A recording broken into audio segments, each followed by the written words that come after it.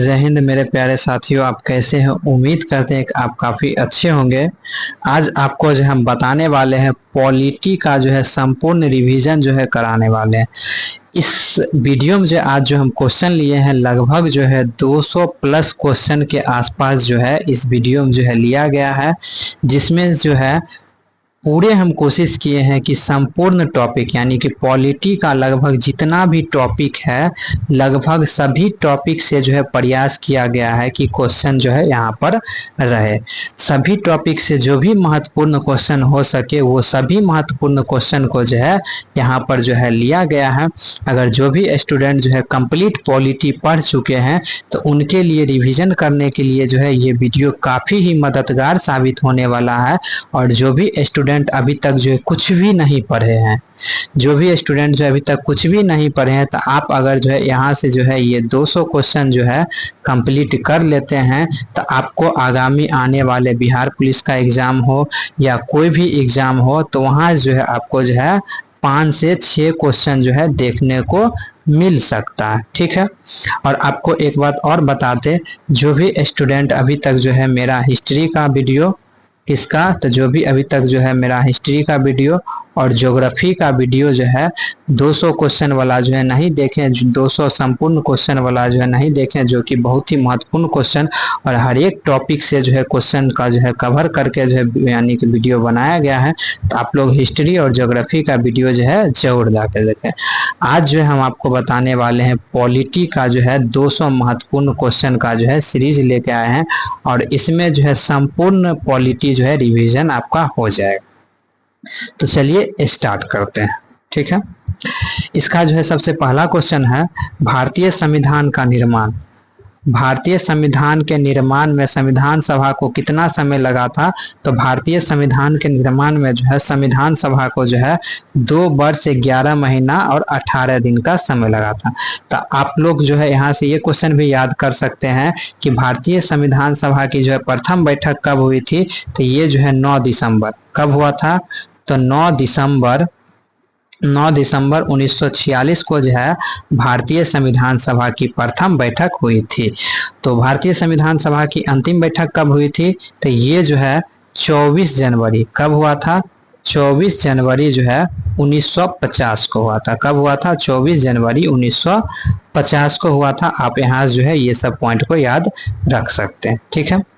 अगला क्वेश्चन है, भारतीय संविधान सभा के संवैधानिक सलाहकार कौन है? तो भारतीय संविधान सभा के संवैधानिक सलाहकार जो है BN राव। कौन है? BN राव है, याद रख सकते हैं। अगला क्वेश्चन है, भारत की संविधान सभा के वर्तमान रूप में जो है राष्ट्रीय ध्वज को जो है कब अपनाया गया था?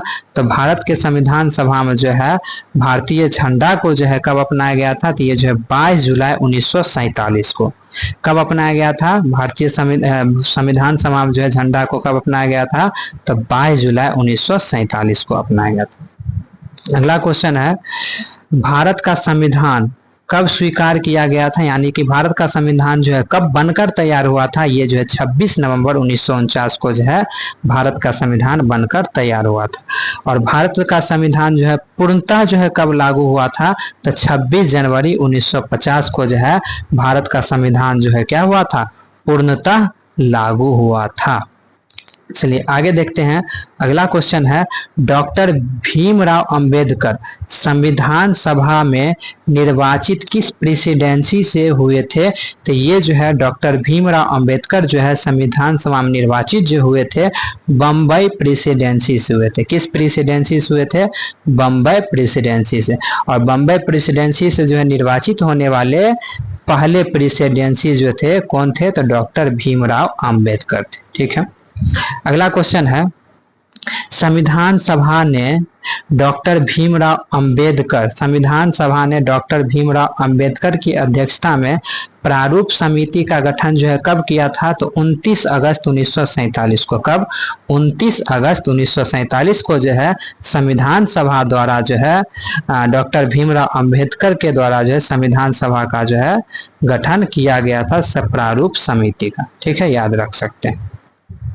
अगला क्वेश्चन है, संविधान सभा के कार्यों से संबंधित समिति के अध्यक्ष कौन थे? तो जीवी मावलंकर।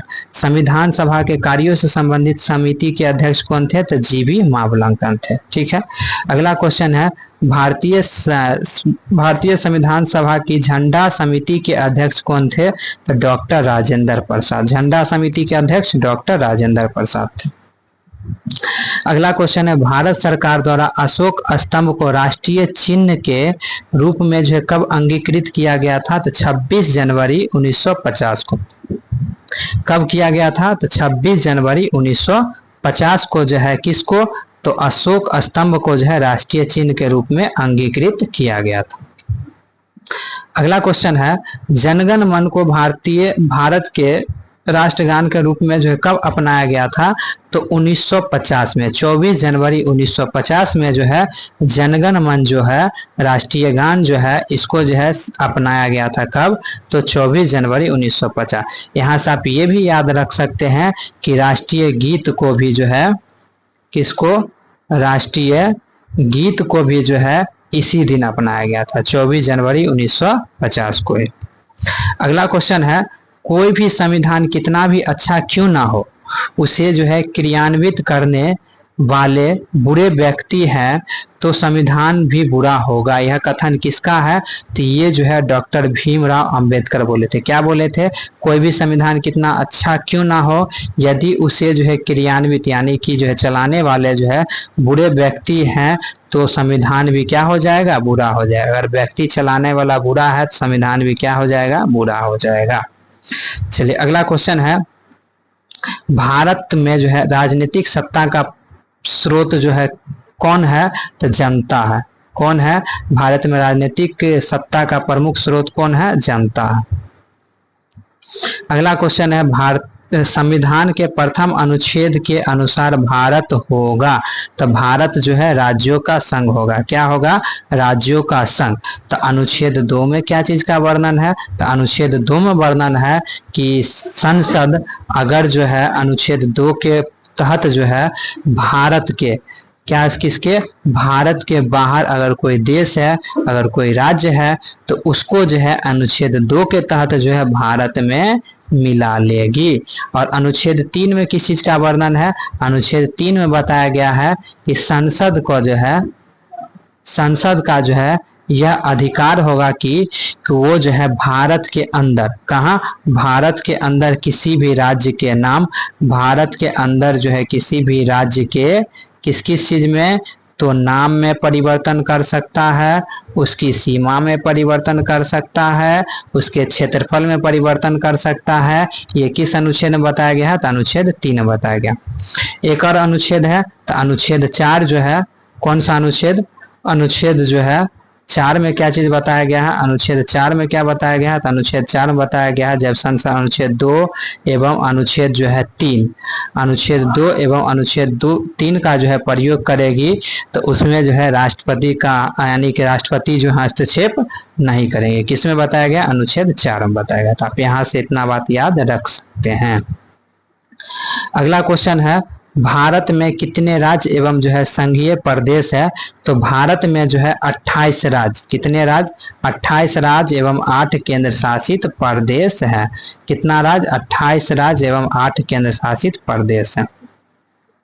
अगला क्वेश्चन है लोकसभा में केंद्र शासित प्रदेश के लिए अधिकतम कितनी सीट आरक्षित है? तो लोकसभा में जो है केंद्र शासित प्रदेश के लिए जो है अधिकतम 20 सीट आरक्षित है। कितनी? 20 सीट जो है ये आरक्षित है। अगला क्वेश्चन है दो पृथक केंद्र शासित प्रदेश के रूप में जम्मू कश्मीर का विभाजन जो है कब हुआ? तो ये जो है 31 अक्टूबर 2019। दो पृथक कहने का मतलब कि जब जम्मू कश्मीर को जो है केंद्र शासित प्रदेश बनाया गया था तो ये जो है दो प्रदेश में टूटा था। एक टूटा था लद्दाख, किसमें? एक टूटा था लद्दाख में और एक जम्मू कश्मीर जो है खुद था।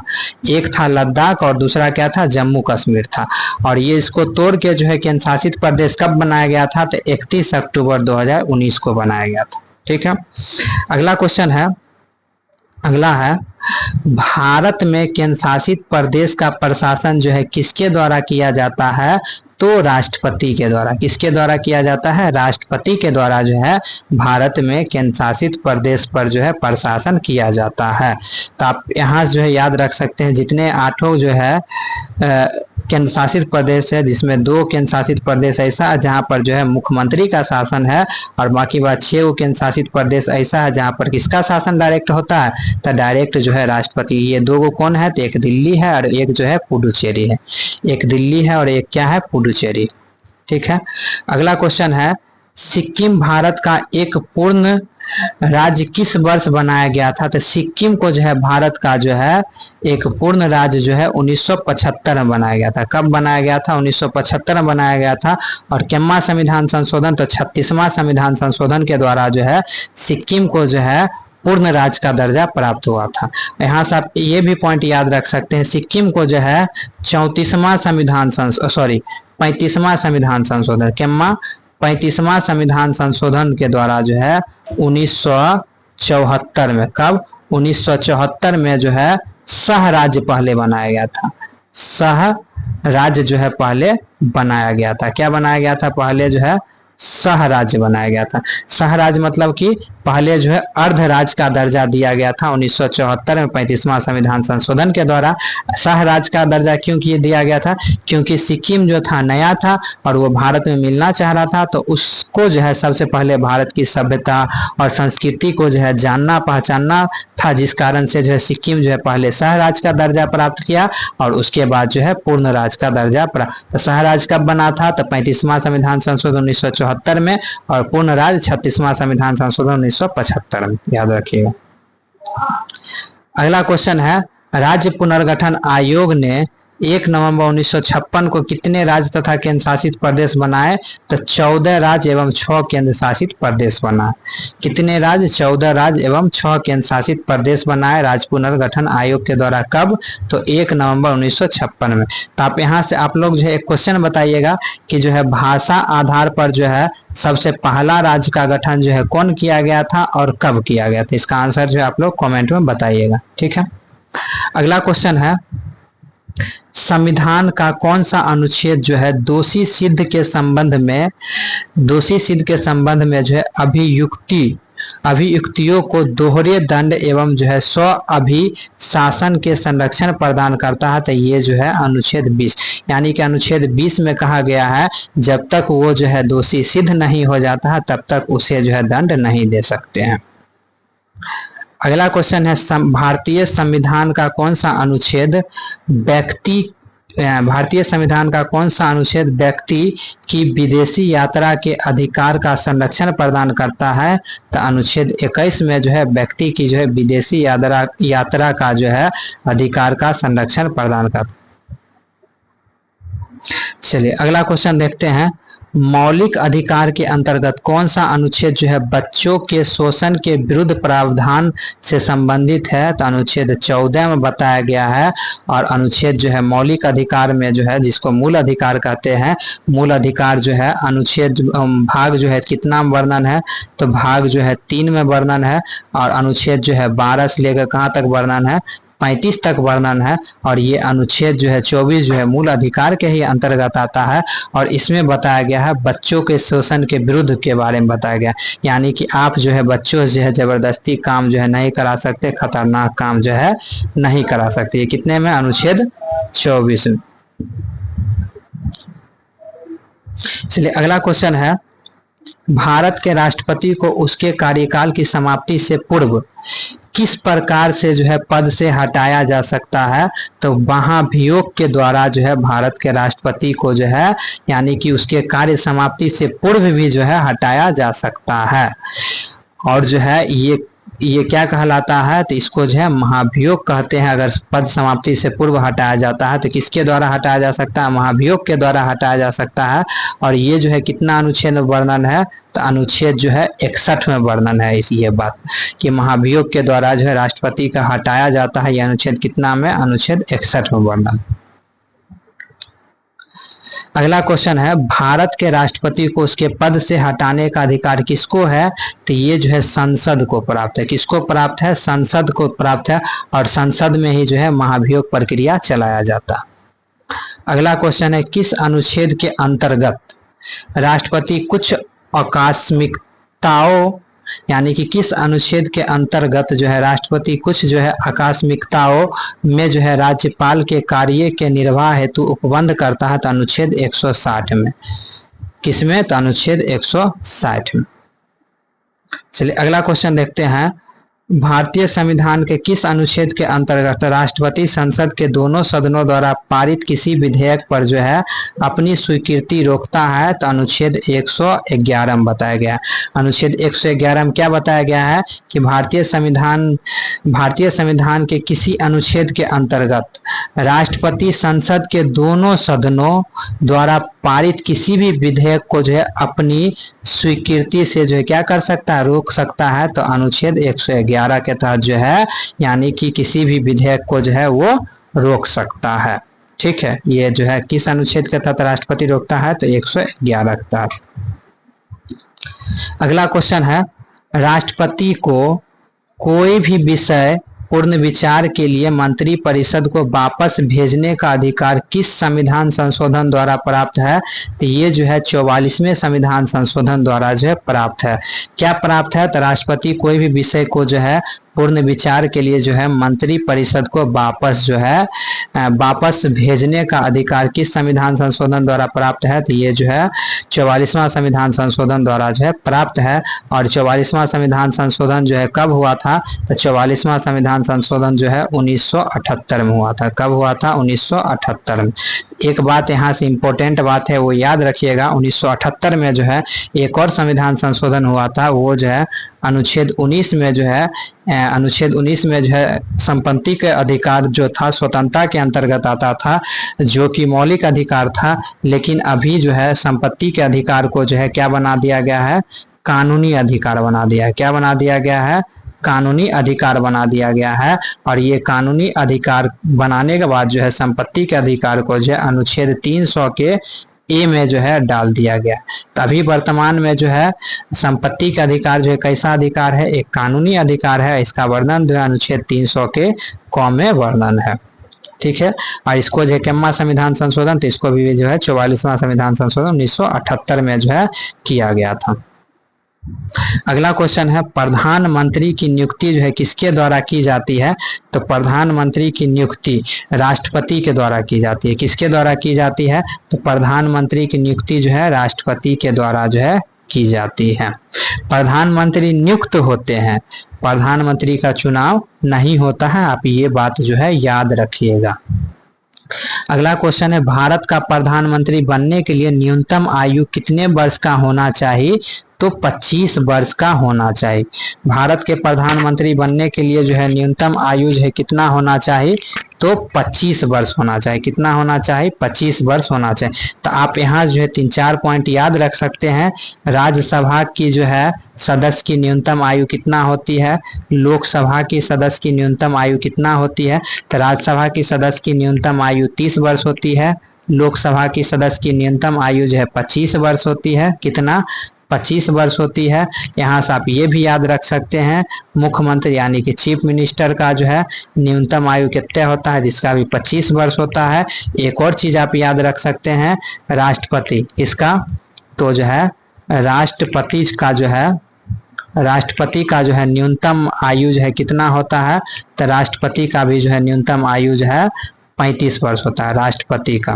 ठीक है, राष्ट्रपति का जो है न्यूनतम आयु कितना होता है? तो राष्ट्रपति का न्यूनतम आयु जो है 35 वर्ष होता है। तो क्या क्या चीज बताए? तो आपको बताए लोकसभा सदस्यों की न्यूनतम आयु जो है 30 वर्ष, राज्यसभा सदस्यों की न्यूनतम आयु जो है, ठीक है उल्टा बता दिए, लोकसभा सदस्यों की न्यूनतम आयु जो है कितना वर्ष होगा? तो लोकसभा सदस्यों की न्यूनतम आयु 25 वर्ष, राज्यसभा सदस्यों की न्यूनतम आयु जो है कितना होगा? 30 वर्ष, राष्ट्रपति की न्यूनतम आयु 35 वर्ष, प्रधानमंत्री की न्यूनतम आयु भी 35 वर्ष, और मुख्यमंत्री यानी कि सीएम की जो है न्यूनतम आयु कितना होगा? इसका भी जो है 25 वर्ष। ये सब आप याद रख सकते हैं। चलिए अगला क्वेश्चन है, संसदीय शासन व्यवस्था में वास्तविक कार्यपालिका शक्ति किसके अधीन होती है? तो ये जो है प्रधानमंत्री के अधीन होती है। वास्तविक शक्ति जो है प्रधानमंत्री के पास, और संवैधानिक शक्ति जो है किसके पास होगा? तो राष्ट्रपति के पास। किसके पास होगा? राष्ट्रपति के पास जो है संवैधानिक शक्ति होती है। चलिए अगला क्वेश्चन है, लोकसभा में अविश्वास प्रस्ताव प्रस्तुत करने के लिए लोकसभा सदस्यों की न्यूनतम कितनी संख्या होनी चाहिए? तो अविश्वास प्रस्ताव के लिए जो है लोकसभा में न्यूनतम जो है 50 सदस्य होनी चाहिए। चलिए अगला क्वेश्चन है, भारत का प्रधानमंत्री सामान्यतः किस सदन का होता है? तो लोकसभा का होता है। किस सदन का होता है? लोकसभा का होता है, लेकिन वो जो है राज्यसभा का भी जो है हो सकता है। चलिए अगला क्वेश्चन है, मंत्रिमंडल में कुल मंत्रियों की संख्या प्रधानमंत्री सहित लोकसभा के सदस्यों की कुल संख्या के 15% से अधिक नहीं होगी। यह प्रावधान जो है किस संविधान संशोधन द्वारा किया गया था? तो 51वां संविधान संशोधन 2003 में जो यह प्रावधान किया गया था कि मंत्रिमंडल में जो है कुल मंत्रियों की संख्या जो होगी प्रधानमंत्री सहित जो है केवल 15% होगी। कितने प्रतिशत होगी? 15% होगी। आप जो है इस बात को याद रख सकते हैं। ठीक, चलिए अगला क्वेश्चन है, संसद का सदस्य नहीं होने पर कोई व्यक्ति अधिकतम कितने समय तक केंद्रीय मंत्री रह सकता है? तो 6 माह तक। कितने माह तक? अगर संसद का कोई सदस्य नहीं भी है तो व्यक्ति जो है मंत्री बन सकता है। कितने महीना के लिए? तो 6 महीना के लिए।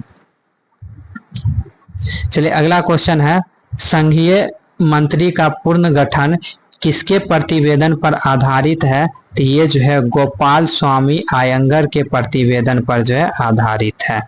ठीक है, याद रखिएगा।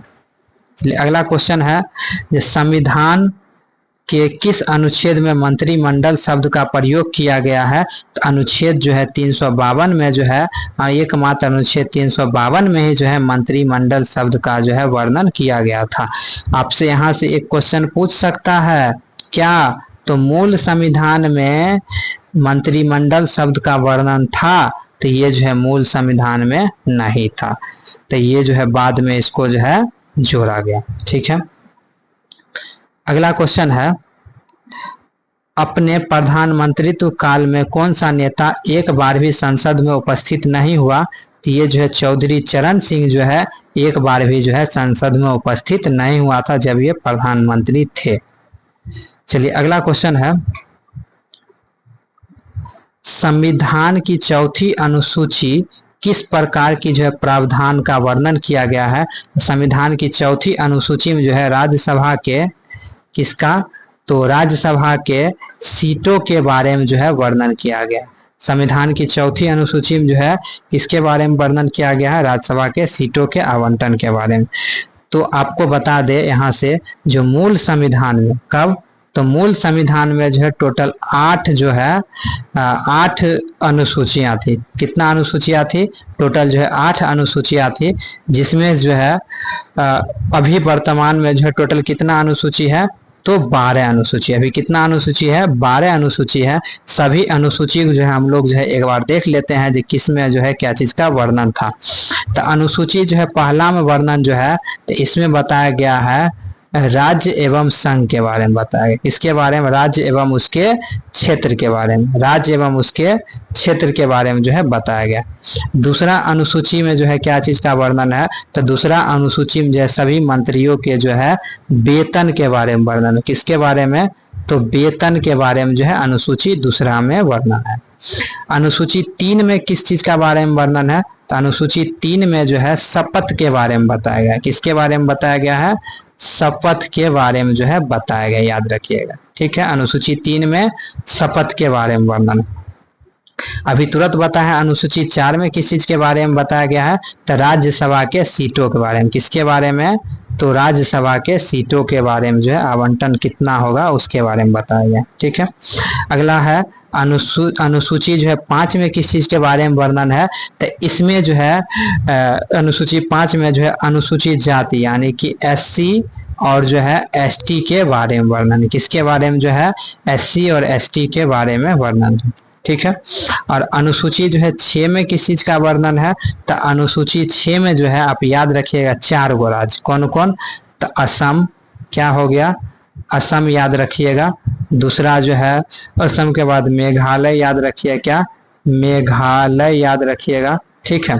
उसके बाद जो है आप याद रख सकते हैं त्रिपुरा। कौन कौन राज्य है, त्रिपुरा। और एक और राज्य है जिसका नाम है मिजोरम। क्या नाम है, मिजोरम। तो ये 4 राज्यों के जो है जनजाति के बारे में जो है वर्णन है। किसके बारे में, 4 राज्यों के जनजाति के बारे में। कौन कौन, तो असम, मेघालय, त्रिपुरा और मिजोरम के जनजाति के बारे में जो है वर्णन। अनुसूची कितना में, तो अनुसूची 6 में वर्णन है, ठीक है। अनुसूची 7 में क्या चीज का वर्णन है, तो अनुसूची 7 में जो है सूची के बारे में बताया। किसके बारे में बताया गया है, सूची के बारे में। तो सूची कितना प्रकार का है, 3 प्रकार। एक हो गया संघ, एक हो गया संघ सूची, एक हो गया राज्य सूची, एक हो गया राज्य सूची, और एक क्या है, तो एक है समवर्ती सूची। क्या है, समवर्ती सूची। क्या है, समवर्ती सूची। ये तीनों सूची के बारे में जो है किस में बताया गया है, तो ये जो है अनुसूची 7 में बताया गया है। संघ सूची में जो है संघ सूची में जो है कौन कानून बनाता है, तो भारत सरकार कानून बनाते हैं। और राज्य सूची में जो है राज्य सरकार कानून बनाता है। समवर्ती सूची में जो है दोनों सरकार मिलकर, यानी कि भारत सरकार और राज्य सरकार मिलकर जो है कानून बनाएगा। अनुसूची 7 में आप याद रख सकते हैं। अनुसूची 8 में किस चीज का वर्णन है, तो अनुसूची 8 में जो वर्णन है, तो इसमें जो है भाषा के बारे में बताया। किसके बारे में बताया गया है, भाषा के बारे में बताया। तो आप भाषा से याद रख सकते हैं, मूल संविधान में जो है कुल 14 भाषा का वर्णन था, और अभी वर्तमान में जो है कुल कितने भाषा है, 22 भाषा का वर्णन है, ठीक है। अगला अनुसूची है अनुसूची 9। इसमें जो है भूमि सुधार के बारे में बताया गया है। किसके बारे में, भूमि सुधार के बारे में बताया गया है, ठीक है, या जमींदारी के बारे में बताया गया है, इसी में बताया गया है। और अनुसूची 10 में जो है दल बदल, अनुसूची 2 से 10, 2 से दल बदल के बारे में, किसके बारे में बताया गया है, दल बदल के बारे में जो है अनुसूची 10 में बताया गया। अनुसूची 11 में क्या बताया गया है, तो अनुसूची 11 में जो बताया गया है पंचायत के बारे में। किसके बारे में, पंचायत के बारे में जो है अनुसूची 11 में बताया गया, ठीक है। अनुसूची 12 में क्या बताया गया है, तो अनुसूची 12 में जो बताया गया है नगर पालिका के बारे में। अनुसूची 12 में नगर पालिका के बारे में, ठीक है, नगर पालिका के बारे में जो है कितने में, अनुसूची 12। तो आप जो है 12 अनुसूची को जो है याद रख सकते हैं, ठीक है। अब आगे देखते हैं, अगला क्वेश्चन है, भारतीय संविधान के अंतर्गत संसद के सदस्यों के विशेषाधिकार तथा उन्मुक्तियों को कौन सा एक प्रावधान निर्धारित करता है, तो ये जो है किस अनुच्छेद में वर्णन है, तो अनुच्छेद 105 में वर्णन है, ठीक है, याद रखिएगा। अगला क्वेश्चन है, ये क्वेश्चन आपको हम बता दिए पहले ही। राज्यसभा का सदस्य बनने के लिए न्यूनतम आयु कितना होता है, तो न्यूनतम आयु 30 होता है, ठीक है। लोकसभा के सदस्य बनने के लिए न्यूनतम आयु 25 होता है, याद रखिएगा। राज्यसभा 30 और लोकसभा 25, राष्ट्रपति 35, राष्ट्रपति के लिए न्यूनतम आयु 35 और प्रधानमंत्री के लिए न्यूनतम आयु 25, याद रखिएगा, ठीक।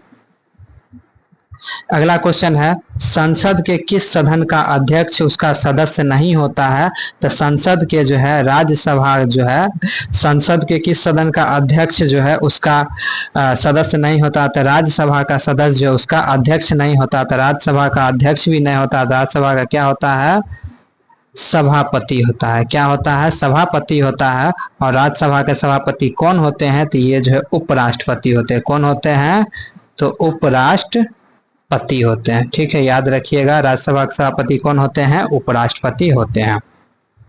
अगला क्वेश्चन है, भारतीय संविधान का कौन सा अनुच्छेद संसद को अंतर्राष्ट्रीय समझौतों को लागू करने के लिए विधि निर्माण करने की शक्ति प्रदान करता है, तो ये जो है अनुच्छेद 253 करता है। अनुच्छेद 253 में क्या बताया गया है, तो भारतीय संविधान का कौन सा अनुच्छेद जो है संसद को अंतर्राष्ट्रीय समझौते, क्या, तो अंतर्राष्ट्रीय समझौतों पर जो है विधि निर्माण करने की शक्ति के बारे में जो है प्रदान करता है। तो कौन अनुच्छेद जो है, अनुच्छेद 253 में बताया गया, ठीक है। अगला क्वेश्चन है, लोकसभा में जो है राज्यवार सीटों का आवंटन 1971 की जनगणना पर आधारित है। यह निर्धारण जो है किस वर्ष तक रहेगा, तो ये जो है 2026 तक रहेगा। अभी जो है वर्तमान में जो आप देख रहे हैं लोकसभा में जो है कुल 545 सीट है। ये जो है किस जनगणना पर आधारित था, तो 1971 के जनगणना पर आधारित है। और ये जो है कब तक रहने वाला है, तो 2026 तक रहेगा। अगला क्वेश्चन है, ठीक है, अगला है लोकसभा के सदस्यों की संख्या 525 से बढ़कर जो है, ये गलती है 545 और कितना होगा 545 जो है किस संविधान संशोधन द्वारा किया गया था, ये जो है 31वां संविधान संशोधन। कौन संविधान संशोधन, 31वां संविधान संशोधन 1971 में जो है ये जो है प्रावधान किया गया था। कब, तो ये यानी कि 525 कब था, 1971 से पहले 525 था और 1971 में जो 31वां संविधान संशोधन के द्वारा जो है 525 से कितने कर दिया गया 545। ठीक है, याद रखिए। अगला क्वेश्चन है, लोकसभा को कार्यकाल पूरा होने से पहले किसके द्वारा भंग किया जा सकता है, तो ये जो है लोकसभा को कार्यकाल पूरा होने से पहले जो है प्रधानमंत्री की अनुशंसा पर जो है किसके द्वारा होगा, तो राष्ट्रपति के द्वारा। प्रधानमंत्री की अनुशंसा पर जो है राष्ट्रपति के द्वारा जो है किसको भंग किया जा सकता है, तो लोकसभा को भंग किया जा सकता है। अगला क्वेश्चन है, राज्यसभा के सदस्य किसके द्वारा चुने जाते हैं, तो राज्यसभा के सदस्य जो है राज्यों के विधानसभाओं द्वारा चुने जाते हैं। ठीक है, तो आप यहाँ से जो है ये बात भी याद रख सकते हैं कि राज्य में जो है राज्यसभा भी होता है और एक जो है विधान परिषद भी होता है। क्या होता है, एक होता है उल्टा बोल दिए।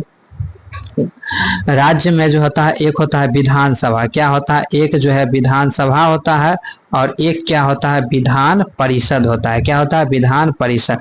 तो विधान परिषद जो है सभी राज्य में नहीं है, ठीक है, लेकिन विधानसभा जो है सभी राज्य में है। तो आप बताइएगा कि विधान परिषद जो है किस किस राज्य में मौजूद है। एक राज्य आपको हम बता देते हैं, एक राज्य जो है बिहार है, बिहार में विधान परिषद जो है मौजूद है।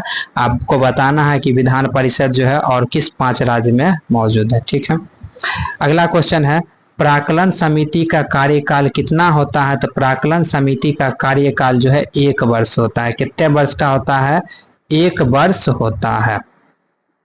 ठीक है, अगला क्वेश्चन है, लोकसभा के प्रथम अध्यक्ष कौन थे, तो याद रखिएगा लोकसभा के प्रथम अध्यक्ष जो थे जीवी मावलंकन थे। कौन थे, जीवी मावलंकन जो थे लोकसभा के प्रथम अध्यक्ष थे। अगला क्वेश्चन है, भारतीय संसद किसके माध्यम से प्रशासन पर नियंत्रण करती है, तो भारतीय संसद जो है किसके माध्यम से करती है, तो भारतीय संसद जो है संसदीय समिति के माध्यम से जो है प्रशासन पर नियंत्रण करती है। अगला क्वेश्चन, अंतर्राष्ट्रीय संधि को भारत के किस भाग अथवा संपूर्ण भारत में लागू करने के लिए संसद कोई भी कानून बना सकती है, तो ये जो है बिना किसी राज्य की सहमति जो है ये बात जो है संसद कर सकती है। क्या कर सकती है, तो अंतर्राष्ट्रीय संधि किसके लिए, अगर अंतर्राष्ट्रीय संधि को जो है भारत के किसी भाग में जो है संपूर्ण भारत में लागू करने के लिए जो है संसद जो है बिना किसी राज्य के परमिशन से यह काम कर सकती है। चलिए अगला क्वेश्चन है, संसद की किस समिति ने जो है राज्यसभा का प्रतिनिधित्व नहीं होता है, तो याद रखिएगा संसद के जो है प्राक्कलन समिति में जो है राज्यसभा का एक भी व्यक्ति नहीं होता। संसद के प्राक्कलन समिति में जो है टोटल का टोटल लोकसभा के व्यक्ति होते हैं और प्राक्कलन समिति में जो है टोटल 30 सदस्य होते हैं। कितने सदस्य होते हैं, टोटल 30 सदस्य होते हैं। तो आप याद रखिएगा संसद के किस समिति ने जो है राज्यसभा का प्रतिनिधित्व नहीं होता है, तो प्राक्कलन समिति में नहीं होता है। इसमें टोटल का टोटल जो है लोकसभा का सदस्य होता है, तो कितना होता है, 30 होता है। अगला क्वेश्चन है, लोकसभा तथा राज्यसभा के संयुक्त अधिवेशन की अध्यक्षता कौन करता है, तो ये जो है लोकसभा अध्यक्ष करता है। कौन करता है, लोकसभा अध्यक्ष करता है। अगला क्वेश्चन है, यदि कोई धन विधेयक लोकसभा द्वारा स्वीकृत कर दिया जाए तो राज्यसभा इसे अधिक से अधिक कितने अवधि तक रोक सकता है? तो इसे जो है 14 दिन तक जो है रोक सकता है। तो जब भी कोई विधेयक बनता है तो लोकसभा और राज्यसभा मिलके बनाया जाता है। तो अगर लोकसभा जो है कोई भी विधेयक को जो है मंजूरी दे देता है तो राज्यसभा जो है अधिक से अधिक कितना दिन रोक सकता है? तो 14 दिन तक जो है रोक सकता है। अगला क्वेश्चन है, कटौती प्रस्ताव को और किस नाम से जाना जाता है? तो समापन प्रस्ताव भी कहा जाता है। कटौती प्रस्ताव को किस नाम से जाना जाता है? समापन प्रस्ताव कहा जाता है। अगला क्वेश्चन है, उच्च न्यायालय के न्यायाधीश की जो है रिटायरमेंट की आयु कितना होती है? तो 62 वर्ष होता है। कितना होता है? 62 वर्ष। उच्च न्यायालय के न्यायाधीशों की रिटायरमेंट की आयु 62 वर्ष होती है। ठीक है।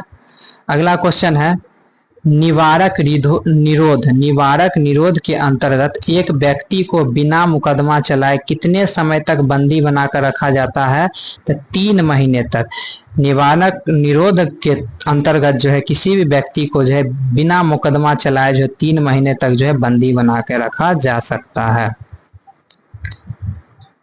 अगला क्वेश्चन है, भारत के संविधान के अनुसार जिला न्यायाधीश के अंतर्गत कौन सम्मिलित नहीं है? तो जिला न्यायाधीश के अंतर्गत जो है अधिकरण न्यायाधीश जो है संबंधित नहीं है। कि कौन सम्मिलित नहीं है? तो अधिकरण न्यायाधीश जो है सम्मिलित नहीं है। अगला क्वेश्चन है, अधीनस्थ न्यायालय की कार्य पद्धति का परीक्षण कौन सी याचिका करता है? अधीनस्थ न्यायालय की कार्य पद्धति का जो है परीक्षण कौन सी याचिका करता है? तो उत्प्रेषण करता है। कौन सी याचिका? तो उत्प्रेषण याचिका करता है। अगला क्वेश्चन है, राज्यसभा के उच्च न्यायालय का मुख्य क्षेत्राधिकार के अंतर्गत कौन सा अधिकार नहीं आता? राज्यसभा के उच्च न्यायालय का मुख्य क्षेत्राधिकार के अंतर्गत कौन सा अधिकार नहीं आता है? तो ये जो है परामर्श संबंधी जो है क्षेत्राधिकार नहीं होता। परामर्श संबंधी क्षेत्राधिकार नहीं होता है।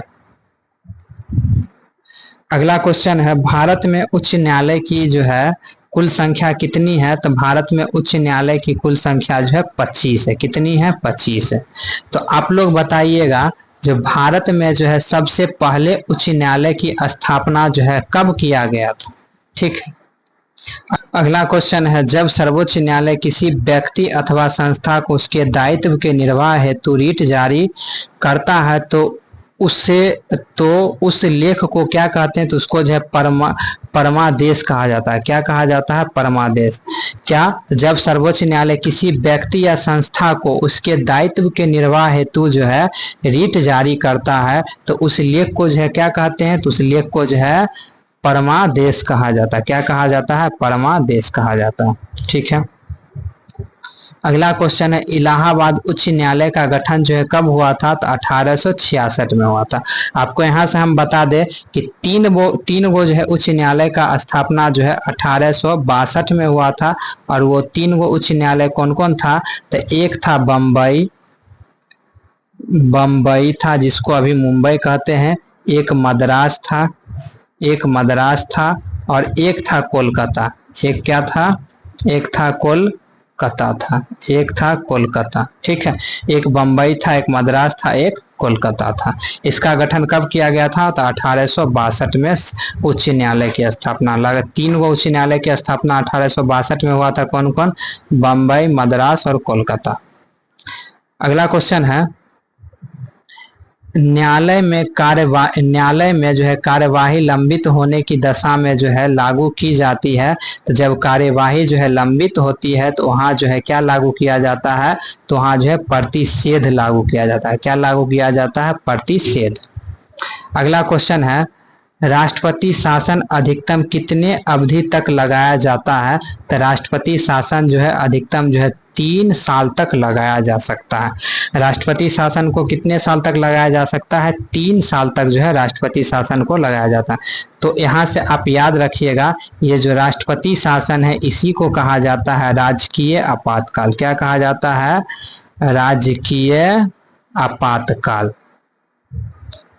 आपातकाल। राजकीय आपातकाल क्या होता है, तो ये जो है किसी राज्य पर लगाया जाता है और इसका वर्णन जो है किस अनुच्छेद में है, तो इसका वर्णन जो है अनुच्छेद 356 में है। कितना में है, अनुच्छेद 356 में। ठीक है, राजकीय आपातकाल को ही क्या कहा जाता है, राष्ट्रपति शासन कहा जाता है। और ये किस पर लागू किया जाता है, किसी राज्य पर लागू। और कब लागू किया जाता है, तो जब उस राज्य का सरकार जो है मुख्यमंत्री हो, तो वो अपने शासन व्यवस्था को संविधान के अनुरूप अगर नहीं चला रहा है तो वहां पर क्या लागू किया जाता है, राष्ट्रपति शासन। किस अनुच्छेद के तहत, अनुच्छेद 356।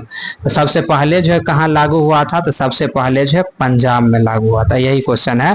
भारतीय संविधान के अनुच्छेद 356 के अंतर्गत राष्ट्रपति शासन सर्वप्रथम जो है किस राज्य में लागू हुआ था, तो सबसे पहले जो है पंजाब में लागू हुआ था। सबसे पहले कहाँ लागू हुआ था, तो सबसे पहले जो है पंजाब में लागू हुआ था, याद रखिए। अगला क्वेश्चन है, संसद द्वारा आपातकाल की घोषणा का अनुमोदन जो है कितने अवधि के अंतराल में होना चाहिए, तो आपातकाल की घोषणा का अनुमोदन जो है 1 माह की अवधि में होना चाहिए। तो आप जो है याद रखिएगा 3 प्रकार की आपातकाल होता है, जिसमें आपको एक हम बता दिए हैं। एक होता है राजकीय आपातकाल, एक क्या होता है, एक होता है राजकीय, एक होता है राजकीय, एक होता है राष्ट्रीय, एक होता है राष्ट्रीय आपातकाल और एक होता है वित्तीय। क्या होता है, एक होता है वित्तीय आपात। राजकीय आपातकाल जो है अनुच्छेद जो है 356 के तहत लगता है, राष्ट्रीय आपातकाल अनुच्छेद 352 के तहत लगता है, वित्तीय आपातकाल अनुच्छेद 360 के तहत लगता है। और इसी को क्या कहा जाता है, राष्ट्रपति शासन। राजकीय आपातकाल को क्या कहा जाता है, राष्ट्रपति शासन। अगला क्वेश्चन है, राष्ट्रपति मूल अधिकारों के कार्यान्वयन को किस अनुच्छेद के अंतर्गत स्थापित करता है, तो अनुच्छेद 359 के तहत जो है स्थापित करता है। ठीक है, याद रखिएगा। अगला क्वेश्चन है, भारतीय संविधान के किस अनुच्छेद के अंतर्गत किसी राज्य में राष्ट्रीय शासन लागू किया जाएगा, तभी बताएं 356। ठीक है। अगला क्वेश्चन है, भारतीय संविधान के किस अनुच्छेद के अंतर्गत भारत सरकार का दायित्व है कि वह बाह्य आक्रमण एवं आंतरिक अशांति से राज्यों की रक्षा करेगा, तो ये जो है अनुच्छेद जो है 355 में बताया गया। कितने में, अनुच्छेद 355। क्या बताया गया है कि भारतीय संविधान के किस अनुच्छेद में बताया गया है कि भारत सरकार का दायित्व होगी, यानी सरकार का दायित्व होगी कि वो जो है बाह्य आक्रमण और आंतरिक अशांति से जो है राज्यों की रक्षा करेगा। तो यह अनुच्छेद जो है 355 में बताया गया। ठीक है, चलिए अगला क्वेश्चन है, संविधान के किस अनुच्छेद के अंतर्गत भारत के निर्वाचन आयोग का प्रावधान किया गया है, तो अनुच्छेद जो है 324 के अंतर्गत जो है भारत के निर्वाचन आयोग का प्रावधान किया गया है। अगला क्वेश्चन है, दल बदल निरोध अधिनियम कब पारित हुआ था, तो ये जो है 15 फरवरी 1985 को पारित हुआ था। ठीक है। अगला क्वेश्चन है, निर्वाचन आयोग को किस वर्ष 3 सदस्यीय आयोग बनाया गया, तो निर्वाचन आयोग को जो है 1989 एवं 1993 में जो है 3 सदस्यीय आयोग जो है बनाया गया था। अगला क्वेश्चन है, दिनेश गोस्वामी समिति का संबंध जो है किससे है, तो लोकसभा चुनाव के सरकारी वित्तीय से। किससे है, लोकसभा चुनाव के सरकारी वित्तीय से। अगला क्वेश्चन है, अनुपातिक प्रतिनिधित्व की आवश्यकता किस देश में नहीं होती है, तो जहां यानी कि जहां जो है द्विदलीय प्रणाली प्रचलित होती है वहां अनुपातिक प्रतिनिधित्व की आवश्यकता नहीं होती है, याद रखिए। अगला क्वेश्चन है, राजनीतिक दलों को सर्वप्रथम संवैधानिक मान्यता किस वर्ष प्राप्त हुआ था, तो 1985 में। राजनीतिक दलों को सर्वप्रथम जो है संवैधानिक मान्यता जो है कब प्राप्त हुआ था, तो 1985 में प्राप्त हुआ था। ठीक है, तो चलिए आज की इस वीडियो को यही समाप्त करते हैं। हम लोग जो है लगभग 100 क्वेश्चन को जो है आज कंप्लीट कर लिए हैं। अगर आपको जो है इस वीडियो के PDF चाहिए, जितना भी आज क्वेश्चन हुआ है इस वीडियो का जो है, अगर आपको जो है PDF चाहिए तो इस PDF को जो है हम टेलीग्राम पर डाल देंगे। आप जो है वहाँ जो है PDF को डाउनलोड कर सकते हैं। PDF को जो है कैसे, यानी टेलीग्राम तक जो है आप कैसे जुड़िएगा, तो हम जो है टेलीग्राम का लिंक जो है डिस्क्रिप्शन बॉक्स में डाल देंगे। वहां से आप जो है टेलीग्राम को क्या कर लीजिएगा, ज्वाइन कर लीजिए। और ज्वाइन करने के बाद जो है पीडीएफ जो है आप आसानी से वहां से प्राप्त कर सकते हैं। चलिए नेक्स्ट पार्ट में जो है हम लोग जो है 100 क्वेश्चन का डिस्कशन जो है करने वाले हैं। आज इस पार्ट में जो है 100 क्वेश्चन का डिस्कशन किए हैं। चलिए इस वीडियो को जो है यहीं पर समाप्त करते हैं। जय हिंद।